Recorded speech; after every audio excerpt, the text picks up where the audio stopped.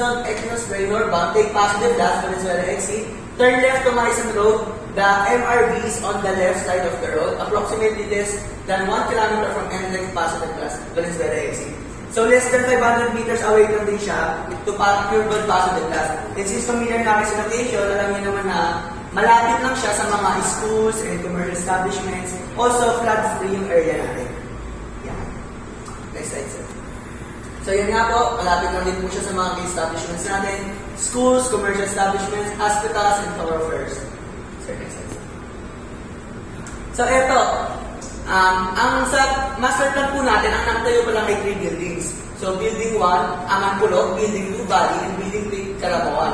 So initially, dapat magkakaroon tayo dyan ng 12 buildings, but since binago na, 7 buildings na lang ang itatayo. So, tama po ba? Yes, 7 buildings na lang ang itatayo. So may iba pong plans sa mga spaces. Ito po sa central meeting natin, not sure kung i-extend nila, pero pinagpaplanuhan kasi sa dami nga ng tower, baka hindi ma-accommodate yung mga ibang yes.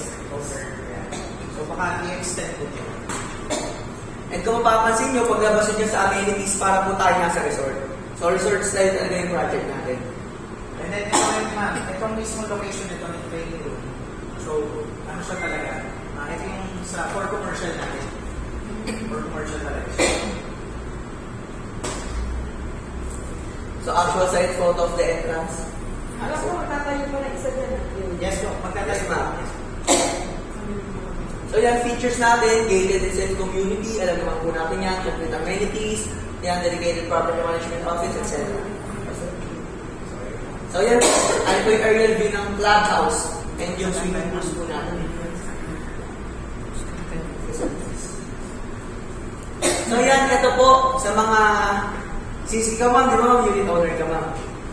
So yun, ito ma'am, meron pa tayong mga available sa building 1. Nasa 2467, 7 units pa, and danabat pa po yan lahat.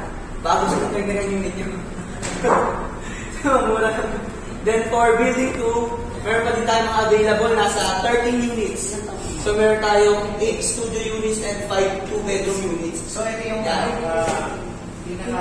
lowest price natin. So, 2.363 po, less promo discount.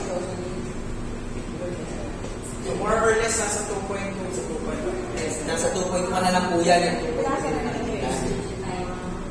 And ang maganda po dyan, yung payment terms po natin is naka-spread. So, hindi po ganun kabigat kapag kukuha po kayo ng unit. So, i-discuss na din po namin after sa mga susunod na slide. So, itong pinakamadami natin inventory ngayon, ang building 3, Calamawan. So, madami po siyang 2-bedroom. Meron pa tayong 40 2-bedroom units. Namura, since makikita nyo, nasa 4.7 to 4.8 million lang siya. Compared sa ibang projects na nasa 5.5 million, pero studio pa lang. So yan, makikita nyo na, mura-mura talaga ang Multis Residences Valenzuela. Ito yung sample computation. So sample computation po, ang total list price niya is 2.3 million. There's 5% discount na 119,000. Then, bukod doon, may promo discount pa na 1.5%. So, less 34,000 pa. So, yung total list price mo na 2,988,000 ay magiging 2.2 million na lang. So, more than 100,000 ang naging discount mo. And hindi po siya batable, kaya nasa 2.2 million lang siya. Then, kung gusto nyo po mag-early move-in, ang payment po natin ay 10% is cut down payment. And yung 10%, naka-spread po siya in 24 months. So yan, pag down payment ay na 223,000 and less reservation fee na 15,000 for studio unit.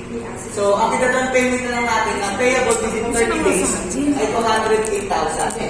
Then, another 10% na late sa down payment, payable in 24 months. So, ang magiging monthly mo na lang, in 24 months ay nasa 9,000 na lang po siya. So, ganun po kamura. So, para kang nag-rent to own instead of rent to own. And balance 80% ng financing. Payable in 5 years at 30% interest at 35,000 natin. Kung may client po kayo na gusto mag-bank financing, pwede po natin subject for approval siya. I-request po natin siya na after 24 months po na pagbabayad ng 20%,